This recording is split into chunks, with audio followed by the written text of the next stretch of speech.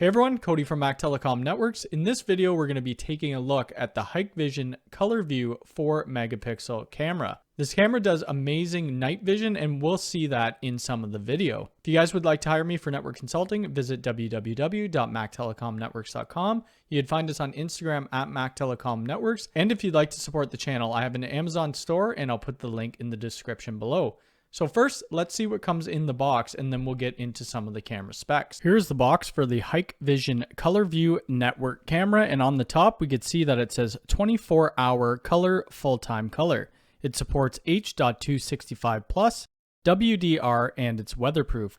So let's go ahead and get this opened. On the inside of the box, we have a turret network camera, quick start guide, and then we have some warranty information. And then we have a drill template. This is a sticker. We could put it where we want to put the camera and then drill our holes. Now we have our network camera, and let me get this out of the plastic. And this is the Hikvision ColorVU camera. It's a pretty big camera. On the front, we have our lens and then our IR sensors. On the bottom, we have our mounting base, and then we have our trim ring. Up top, this is our camera enclosure. We have a 1 gigabit Ethernet port, and then we have an external power of 12 volts DC. And on the top, we have a slot for our micro SD card if we want to host it locally, and we have a reset button. In the package, we also have our weatherproofing grommets. Comes with screws and anchors. And then it comes with our locking mechanism tool. Now that we've seen what comes in the box, let's take a look at some of the camera specs. So we have 24:7 full-time color. The maximum frame rate when we're on 4 megapixel is 30 frames per second. It has a 2.8 millimeter or 4 millimeter fixed lens, and it supports H.265+ and H.264+. It has 120 dB true WDR, a built-in microphone, and this camera is powered by PoE or 12 volt DC. We could have a micro SD card in there with up to 128 gigabit, and the camera is rated IP66 and IP67. Before I go out and hook this camera up to my network, we're going to do a couple things. I'm going to create a separate VLAN for the Hikvision cameras in my unified network, and we're going to totally block off internet access for that. We're also going to upgrade the firmware for the camera before bringing it outside. So this is what the network setup is. We have my ISP going into my UDM Pro, and from the UDM Pro, we're going to a USW aggregation switch. From there, we're going into the USW enterprise switch, and then our enterprise switch is feeding our flex switch, which is in my garage and powering the cameras. We're going to have the Hikvision camera powered off of this switch. I'm going to be putting the Hikvision camera in Synology surveillance station. From the Synology, we have one 10 gig link going to my aggregation switch, and that's on my management LAN. Then we have this red link going to my enterprise switch. This link will be on the VLAN that we create for Hikvision, and it will only have access to that and won't be able to go to any of my other VLANs. So let's hop over into my UDM Pro and create that VLAN. Now we're on my UDM Pro, we need to create a network. So I'm going to click on the settings, and then we're going to go to networks. I'm going to create new network, and this network name is going to be Hikvision. I'm going to give it a VLAN ID of 111, and then we're going to give it a gateway of 192.168.111.1/24 and update the DHCP range, and then press save. Now our network is created, we need to create some firewall rules to block this from getting to any other gateway on our network, as well as getting out to the internet. I already have inter VLAN routing blocked, so we won't have to create that. I'm going to go to my routing and firewall, and then I'm going to create a group. This rule will be called block Hikvision to gateways, and then I'm going to put all the other subnet gateway IPs in here. After we have all the gateway IPs, I'll press save. And then I'll just put a new group for the Hikvision gateway and press save. Now we need to go into rules IPv4 and then under LAN local. We're going to create a new rule, and this will be called block Hikvision to gateways. The action will be to drop, and the source will be that Hikvision subnet that we created. The destination is going to be that group block Hikvision to gateways, and then we'll press save. We need to also create a rule to block Hikvision to HTTP so they can't reach their own firewall interface. The action will be to drop. The source will be that Hikvision network, Destination will be IPv address group of Hikvision gateway, and then the port group, I already had a port group created to block out the ports that we need, and press save. Now, since I don't want Hikvision reaching out to the internet, we need to make a rule under the WAN out. We're going to create a new rule, and then we'll call it block Hikvision to internet.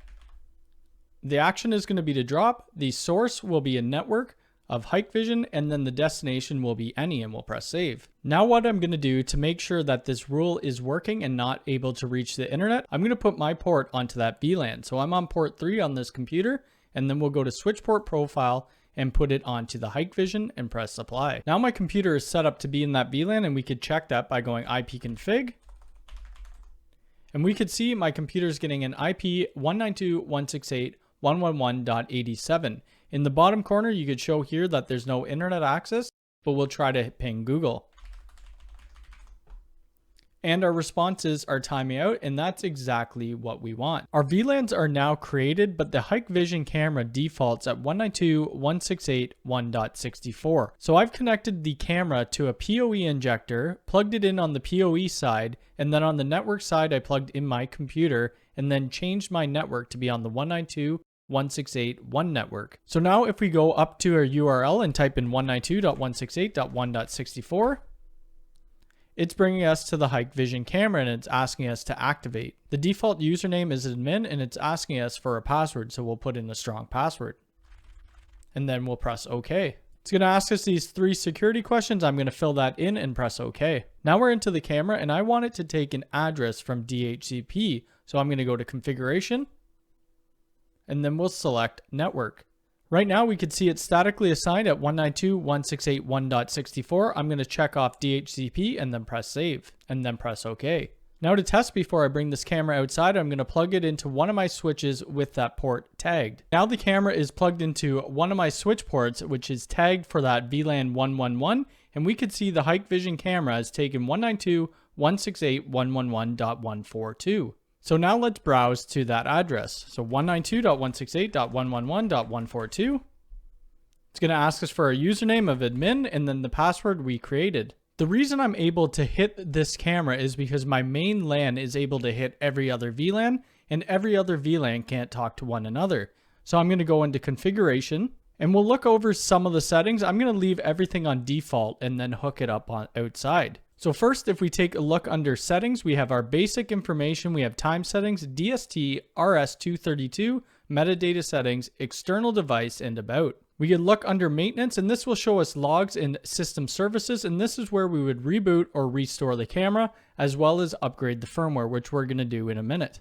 If we take a look under security, we could have RTSP authentication and web authentication, as well as IP address filtering and security service. Under user management, we could create a whole new user and then delete the admin, which I recommend, or you could just create other users. For our network, we could either set it to DHCP or statically assign. We could do DDNS, we could do PPPoE, we could do port, NAT, and multicast. Under advanced network settings, we have SNMP, FTP, email, platform access, which would allow us to remotely view this camera, HTTPS, QoS 802.1x, integration protocol, network services, and HTTP listening. Under video and audio, this is where we're going to select our resolutions. So for our mainstream, our resolution is 2688 by 1520, and you could change that and scale it down if you'd like. We have our bitrate, and then we have our video quality, which is set to medium, and I'm going to set that to the highest it could go. Next, we have our frames per second, and since this is on 4 megapixel, it only could do 30 frames per second, so we'll leave it at that. And then I'm going to bump the bitrate up to 8000. I'm going to leave everything else on default and press save. If we take a look under image, we have display settings, OSD settings, and privacy mask. Under display settings, we have the exposure settings, the day/night switch, backlight settings, white balance, image enhancement, and video adjustment. I'm going to leave everything for now on auto. Next, we have events. So this is for our motion detection, video tampering, and exceptions. We could also set up smart events, but I'm not going to go into this in this video. If you guys would like to see that, let me know and I'll create another video about it. And then we have our recording schedule. So we could have this going continuous 24/7, or we could set it to motion only. This is going to be attaching to my Synology NAS. So I'll have it running 24/7. Now let's upgrade the firmware. If we look under system settings, we could see the firmware is on version 5.6.2. And if I go to the camera on the Hikvision webpage, we could see their latest firmware is 5.6.3. So I'm going to click and we're going to download the firmware. Now I've downloaded the firmware and extracted it to my desktop. We're going to want to go over to maintenance, and then we're going to go to upgrade firmware, and we're going to browse. The firmware is the digicap.dav, and then we'll open it and then press upgrade. This is going to take a little bit of time to upgrade, and once it's finished, I'm going to bring the camera outside and mount it. Then we'll come back and we'll take a look at some of the day footage quality. When it gets dark out, we'll see the night footage. Now the camera is installed, and I took this video of me just walking back from my driveway, and on the box it says YouTube test. It isn't that clear, I didn't write the letters too big, but let's check it out what it looks like in the daytime.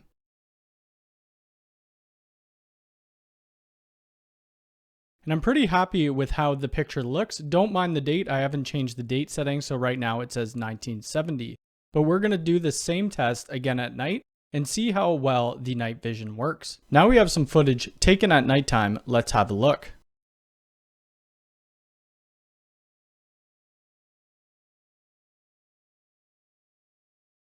Final thoughts on this camera. I think it's a decent camera for the price point. It's $249 MSRP Canadian, and the night vision does work well. My street is fairly bright, and I think it would work better in a darker area. But all in all, I'm pretty happy with the camera. If you have any questions about this camera, please leave it in the comments below. If you like this video, hit the thumbs up button. If you're new here, please subscribe and hit the bell icon. All right, thanks.